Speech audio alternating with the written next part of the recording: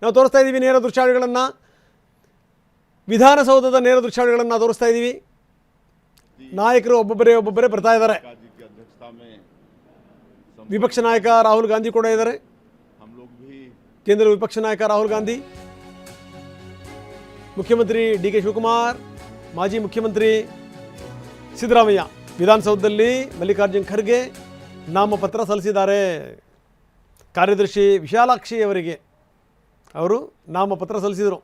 ನಾಮಪತ್ರ ಸಲ್ಲಿಕೆ ಮಾಡಿ ರಾಹುಲ್ ಗಾಂಧಿಯವರ ಕೈ ಹಿಡ್ಕೊಂಡು ನಗ್ತಾ ಬರ್ತಿರುವಂಥ ಮಲ್ಲಿಕಾರ್ಜುನ್ ಖರ್ಗೆ. ಇನ್ನೊಂದು ಕಡೆಗೆ ಸಿದ್ದರಾಮಯ್ಯನವರು ಕೇಂದ್ರ ನಾಯಕರ ಜೊತೆ ಚರ್ಚೆ ಮಾಡ್ತಾ ಬರ್ತಾ ಇದ್ದಾರೆ, ವೇಣುಗೋಪಾಲ್ ಜೊತೆಗೆ. ಅದರ ಮುಂದೆ ಡಿ.ಕೆ. ಶಿವಕುಮಾರ್ ಬರ್ತಾ ಇದ್ದಾರೆ.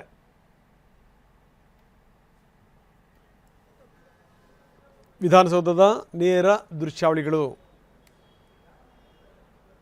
ನಾಮಪತ್ರ ಸಲ್ಲಿಕೆ ಆಯಿತು ಮಲ್ಲಿಕಾರ್ಜುನ್ ಖರ್ಗೆ ಅವರದು. ಇವತ್ತು ಮಲ್ಲಿಕಾರ್ಜುನ್ ಖರ್ಗೆ, ಪವನ್ ಖೇರಾ, ಮನ್ಸೂರ್ ಅಲಿ ಖಾನ್ ಮೂರೂ ಜನ ನಾಮಪತ್ರ ಸಲ್ಲಿಸಬೇಕಾಗಿತ್ತು. ನಾಮಪತ್ರ ಸಲ್ಲಿಸಿ ಆಗಿದೆ.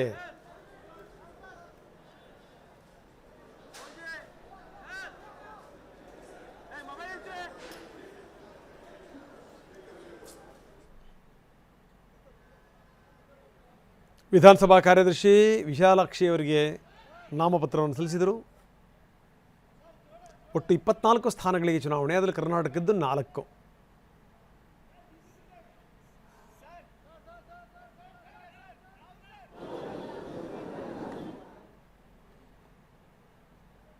ಹೀಗಾಗಿ ವಿಧಾನಸೌಧದಲ್ಲಿ ವ್ಯಾಪಕ ಭದ್ರತೆಯನ್ನು ಏರ್ಪಡಿಸಲಾಗಿತ್ತು. ಅನಗತ್ಯವಾಗಿ ಯಾವುದೇ ವೆಹಿಕಲ್ಗಳನ್ನು ಬಿಡ್ತಾ ಇಲ್ಲ.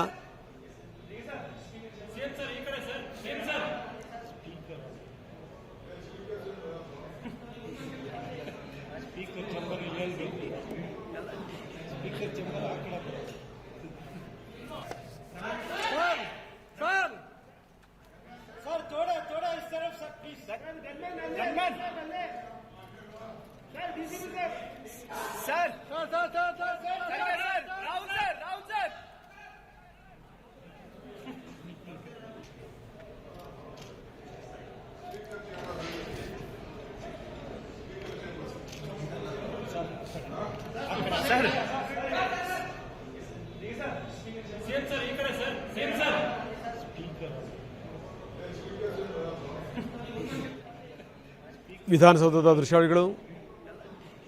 ಮಲ್ಲಿಕಾರ್ಜುನ್ ಖರ್ಗೆ ಅವರ ಕೈ ಹಿಡ್ಕೊಂಡು ಬರ್ತಿರುವಂಥ ರಾಹುಲ್ ಗಾಂಧಿ, ಜೊತೆಗೆ ವೇಣುಗೋಪಾಲ್, ಜೊತೆಗೆ ಮುಖ್ಯಮಂತ್ರಿ ಡಿ.ಕೆ. ಶಿವಕುಮಾರ್. ಇದು ನಾಮಪತ್ರ ಸಲ್ಲಿಸಲಿಕ್ಕೆ ಹೋಗ್ತಿದ್ದಂಥ ದೃಶ್ಯಾವಳಿಗಳು.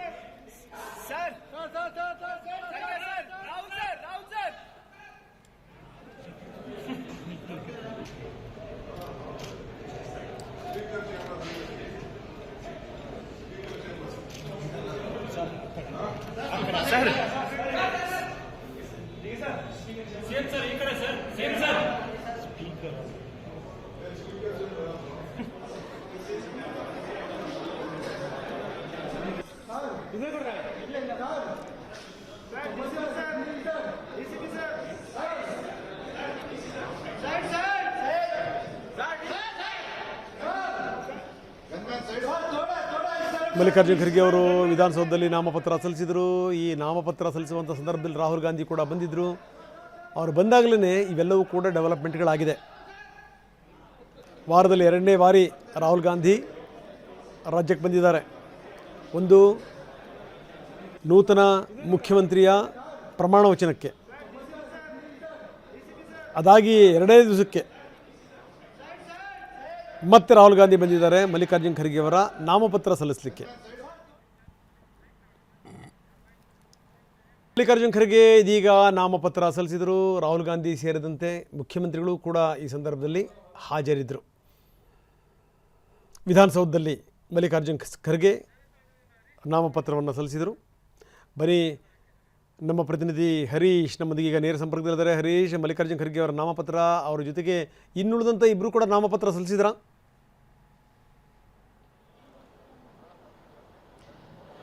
ರಂಗನಾಥ್, ಮಲ್ಲಿಕಾರ್ಜುನ ಖರ್ಗೆ ಅವರು ನಾಮಪತ್ರವನ್ನ ಸಲ್ಲಿಸಲಿಕ್ಕೆ ಬಂದಿರುವಂತಹದ್ದು. ಮಲ್ಲಿಕಾರ್ಜುನ ಖರ್ಗೆ ಅವರಿಗೆ ರಾಹುಲ್ ಗಾಂಧಿ ಅವರು, ಲೋಕಸಭೆ ವಿರೋಧ ಪಕ್ಷದ ನಾಯಕ ರಾಹುಲ್ ಗಾಂಧಿ ಅವರು ಸಾಥನ್ನು ಕೊಟ್ಟಿದ್ದಾರೆ. ಜೊತೆಗೆ ಕರ್ನಾಟಕ ರಾಜ್ಯದ ಸಿಎಂ ಡಿ.ಕೆ. ಶಿವಕುಮಾರ್ ಅವರು ಕೂಡ ಜೊತೆಗಿರುವಂತಹದ್ದು.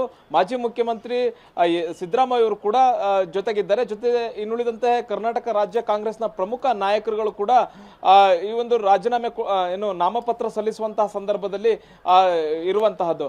ಬಹುಮುಖ್ಯವಾಗಿ ಎಐಸಿಸಿ ಅಧ್ಯಕ್ಷರು ಮತ್ತೆ ರಾಜ್ಯಸಭೆಯ ವಿರೋಧ ಪಕ್ಷದ ನಾಯಕರಂತ ಮಲ್ಲಿಕಾರ್ಜುನ ಖರ್ಗೆ ಅವರು ನಾಮಪತ್ರ ಸಲ್ಲಿಸುವಂತಹ ವೇಳೆ ರಾಹುಲ್ ಗಾಂಧಿ ಅವರ ಪ್ರೆಸೆನ್ಸ್ ಇರಲೇಬೇಕು ಅನ್ನುವಂತಹದ್ದಿತ್ತು. ಹಾಗಾಗಿ ರಾಹುಲ್ ಗಾಂಧಿ ಅವರೀಗ ಬಂದಿರುವಂತಹದ್ದು. ರಾಹುಲ್ ಗಾಂಧಿ ಅವರು ಬರ್ತಾರೆ ಅಂತಂದ್ರೆ ಸಹಜವಾಗಿ ವಿಧಾನಸೌಧ ಸುತ್ತಮುತ್ತ ಸಾಕಷ್ಟು ಬಿಗಿ ಭದ್ರತೆಯನ್ನು ಕೂಡ ಮಾಡಿಕೊಳ್ಳಲಾಗಿದೆ. ಜೊತೆಗೆ MLA ಗಳು ಕೂಡ ಬಂದಿದ್ದಾರೆ, ಸಂಸದರು ಕೂಡ ಬಂದಿರುವಂತಹದ್ದು. ಈಗಾಗಲೇ 3 ಸ್ಥಾನಗಳಿಗೆ ಈಗ ಕಾಂಗ್ರೆಸ್ನಿಂದ ಘೋಷಣೆ ಆಗಿರುವಂತಹದ್ದು. 3 ಸ್ಥಾನಗಳಿಗೆ ಅಭ್ಯರ್ಥಿಗಳನ್ನ ಘೋಷಣೆ ಮಾಡಲಾಗಿರುವಂತಹದ್ದು. ಈಗ ಮಲ್ಲಿಕಾರ್ಜುನ್ ಖರ್ಗೆ ಅವರು ನಾಮಪತ್ರ ಸಲ್ಲಿಸುವಂತಹದ್ದು ಪಕ್ಕ ಆಗಿದೆ. ಆದ್ರೆ ಪವನ್ ಖೇರಾ ಅವರು ಕೂಡ ಇನ್ನೂ ಬಂದಿಲ್ಲ. ಅವರು ಇನ್ನು 8ನೇ ತಾರೀಕು ತನಕ ನಾಮಪತ್ರ ಸಲ್ಲಿಕೆಗೆ ಅವಕಾಶ ಇರೋದ್ರಿಂದ ನಿನ್ನೆ ಅಷ್ಟೇ ಪವನ್ ಖೇರಾ ಅವರ ಹೆಸರು ಕೂಡ ಘೋಷಣೆ ಆಗಿದೆ. ಅವರು ಕೂಡ ಬಂದು ನಾಮಪತ್ರವನ್ನ ಸಲ್ಲಿಸ್ತಾರೆ. ಮನ್ಸೂರ್ ಅಲಿ ಖಾನ್ ಅವರು ಕೂಡ ನಾಮಪತ್ರವನ್ನ ಸಲ್ಲಿಸ್ತಾರೆ. ಆದ್ರೆ ಇವತ್ತು ಮಲ್ಲಿಕಾರ್ಜುನ ಖರ್ಗೆ ಅವರು ಮಾತ್ರ ನಾಮಪತ್ರ ಸಲ್ಲಿಸುವಂತ ಸಾಧ್ಯತೆ ಇದೆ. ಪವನ್ ಖೇರಾ ಅವರು ಇನ್ನೂ ಕೂಡ ವಿಧಾನಸೌಧಕ್ಕೆ ಬಂದಿಲ್ಲದೆ ಇರೋದ್ರಿಂದ ಇವತ್ತು ಪವನ್ ಖೇರಾ ಅವರು ನಾಮಪತ್ರ ಸಲ್ಲಿಕೆಯನ್ನ ಮಾಡೋದಿಲ್ಲ. ಬಹುಮುಖ್ಯವಾಗಿ ಮನ್ಸೂರ್ ಅಲಿ ಖಾನ್ ಅವರು ಕೂಡ ಇವತ್ತು ನಾಮಪತ್ರವನ್ನ ಸಲ್ಲಿಕೆ ಮಾಡುವ ಸಾಧ್ಯತೆ ತೀರಾ ಕಡಿಮೆ ಇರುವಂತಹದ್ದು. ಈಗ ರಾಹುಲ್ ಗಾಂಧಿ ಅವರು ಜೊತೆಗೆ ಈಗ ಬಂದಿರುವಂತಹದ್ದು. ಜೊತೆಗೆ ಇನ್ನುಳಿದಂತೆ ರಾಜ್ಯ ಕಾಂಗ್ರೆಸ್ ನಾಯಕರುಗಳು ಕೂಡ ಸಾಥನ್ನ ಕೊಟ್ಟಿದ್ದಾರೆ. ಮತ್ತೊಂದು ಅವಧಿಗೆ ಮಲ್ಲಿಕಾರ್ಜುನ ಖರ್ಗೆ ಅವರು ರಾಜ್ಯಸಭೆಗೆ ಹೋಗ್ಲಿಕ್ಕೆ ನಾಮಪತ್ರವನ್ನ ಸಲ್ಲಿಸ್ತಾ ಇರುವಂತಹದ್ದು. ಬಹುಮುಖ್ಯವಾಗಿ ರಾಹುಲ್ ಗಾಂಧಿ ಅವರು ಒಂದು ಆಫರ್ ಅನ್ನ ಕೊಟ್ಟಿದ್ರು ಸಿಎಂ ಆಗಿದ್ದಂತ ಸಿದ್ದರಾಮಯ್ಯ ಅವರಿಗೆ ರಾಜೀನಾಮೆ ಕೊಡೋದಕ್ಕಿಂತ ಮುಂಚೆ ನೀವು ರಾಜ್ಯಸಭೆಗೆ ಬನ್ನಿ ಅನ್ನುವಂತ ಆಫರ್ ಅನ್ನು ಕೊಟ್ಟಿದ್ರು. ಆದ್ರೆ ಸಿದ್ದರಾಮಯ್ಯ ಅವರು ಯಾವುದೇ ಕಾರಣಕ್ಕೂ ನಾನು ರಾಜೀನಾಮೆ ಸಲ್ಲಿಸ್ತೀನಿ, ಆದ್ರೆ ರಾಜ್ಯಸಭೆಗೆ ನಾ ಬರೋದಿಲ್ಲ ಅನ್ನುವಂತಹದನ್ನ ಹೇಳಿದ್ರು. ನಯವಾಗಿಯೇ ತಿರಸ್ಕರಿಸಿದ್ರು. ಹಾಗಾಗಿ ಆ ಒಂದು ಸ್ಥಾನ ಈಗ ಬೇರೆಯವರಿಗೆ ಹೋಗಿರುವಂತದ್ದು. ಮನ್ಸೂರ್ ಅಲಿ ಖಾನ್ ಅವರಿಗೆ ಆ ಒಂದು ಸ್ಥಾನ ಈಗ ಸಿಕ್ಕಿರುವಂತಹದ್ದು. ಮತ್ತೆ ಹೊರಗಡೆಯಿಂದ ಬೇರೆ ಯಾರಿಗಾದ್ರೂ ಕೊಡ್ತಾರೆ, ಬೇರೆ ರಾಜ್ಯದ ನಾಯಕರಿಗೆ ರಾಜ್ಯಸಭಾ ಸ್ಥಾನವನ್ನ ಕರ್ನಾಟಕದಿಂದ ಕೊಡ್ತಾರೆ ಅನ್ನುವಂತ ಚರ್ಚೆ ನಡೀತಾ ಇತ್ತು. ಅದು ಈಗ ಆಗಿದೆ. ಪವನ್ ಖೇರಾ ಅವ್ರನ್ನ ಕರ್ನಾಟಕದಿಂದ ರಾಜ್ಯಸಭೆಗೆ ಈಗ ಕಳಿಸ್ತಾ ಇರುವಂತಹದ್ದು. ಬಹುಮುಖ್ಯವಾಗಿ ಪಕ್ಕದ ಆಂಧ್ರ ಪ್ರದೇಶ ಕಾಂಗ್ರೆಸ್ ಅಧ್ಯಕ್ಷರಾಗಿರ್ತಕ್ಕಂಥ ಶರ್ಮಿಳಾ ರೆಡ್ಡಿ ಅವರು ಇಲ್ಲಿಂದ ರಾಜ್ಯಸಭೆಗೆ ಕರ್ನಾಟಕದಿಂದ ಆಯ್ಕೆ ಆಗ್ತಾರೆ. ಆ ರೀತಿಯಾದಂತಹ ಒಂದು ನಿರ್ಧಾರವನ್ನ ಎಐಸಿಸಿ ಮಾಡಿದೆ ಅನ್ನುವಂತ ಚರ್ಚೆಗಳು ನಡೀತಾ ಇತ್ತು. ಮತ್ತೆ ಅಂದಿನ ಕೆಪಿಸಿಸಿ ಅಧ್ಯಕ್ಷರಾಗಿದ್ದಂತ ಡಿ.ಕೆ. ಶಿವಕುಮಾರ್ ಅವ್ರನ್ನ ಶರ್ಮಿಳಾ ರೆಡ್ಡಿ ಅವರು ಕೂಡ ಬಂದು ಭೇಟಿಯಾಗಿದ್ರು. ಆದ್ರೆ ಶರ್ಮಿಳಾ ರೆಡ್ಡಿ ಅವ್ರನ್ನ ಕರ್ನಾಟಕದಿಂದ ರಾಜ್ಯಸಭೆಗೆ ಕಳಿಸ್ತಾ ಇಲ್ಲ. ಯಾಕೆಂದ್ರೆ ಸದ್ಯಕ್ಕೆ ಆಂಧ್ರ ಪ್ರದೇಶ ಚುನಾವಣೆ ಇಲ್ಲ, ಇನ್ನೂ 3 ವರ್ಷ ಆಂಧ್ರ ಪ್ರದೇಶ ಚುನಾವಣೆ ಇರುವಂತಹದ್ದು. ಮುಂದೆ ಯಾವಾಗಲಾದ್ರೂ ಶರ್ಮಿಳಾ ರೆಡ್ಡಿ ಅವರಿಗೆ ಅವಕಾಶವನ್ನ ಮಾಡಿಕೊಡ್ಬೋದಾಗಿತ್ತು. ಆದ್ರೆ ಪವನ್ ಖೇರಾ ಅವರಿಗೆ ಈಗ ರಾಜ್ಯಸಭೆಗೆ ಅವಕಾಶವನ್ನ ಮಾಡಿಕೊಡಲಾಗಿದೆ. ಅದು ಕರ್ನಾಟಕದಿಂದ ಪವನ್ ಖೇರಾ ಅವರಿಗೆ ಅವಕಾಶವನ್ನ ಮಾಡಿಕೊಡಲಾಗಿದೆ. ಬಹುಮುಖ್ಯವಾಗಿ ಪವನ್ ಖೇರಾ ಅವರು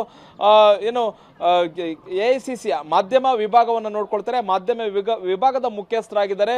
ಹಿಂದೆ ಪವನ್ ಖೇರಾ ಅವರ ವಿರುದ್ಧ ಅಸ್ಸಾಂ ಸಿಎಂ ವಾಗ್ದಾಳಿಯನ್ನ ಮಾಡಿದ್ರು. ಯಾಕೆ ಪವನ್ ಖೇರಾ ಅವ್ರನ್ನ ಅರೆಸ್ಟ್ ಮಾಡಬೇಕು ಅನ್ನುವಂತ ನಿಟ್ಟಿನಲ್ಲಿ ಅಸ್ಸಾಂನ ಪೊಲೀಸರು ದೆಹಲಿಗೆ ಬಂದಿದ್ರು. ಅವ್ರನ್ನ ಅರೆಸ್ಟ್ ಮಾಡಬೇಕು ಅನ್ನುವಂತ ನಿಟ್ಟಿನಲ್ಲಿ ಬಹಳಷ್ಟು ಪ್ರಯತ್ನ ಮಾಡಿದ್ರು. ಯಾಕೆಂದ್ರೆ ಹರೀಶ್ ನೀವು ಹಾಗೆ ಸಂಪರ್ಕದಲ್ಲಿ ಇದಕ್ಕೆ ಸಂಬಂಧಪಟ್ಟ ಇನ್ನಷ್ಟು ಮಾತಾಡೋಣ.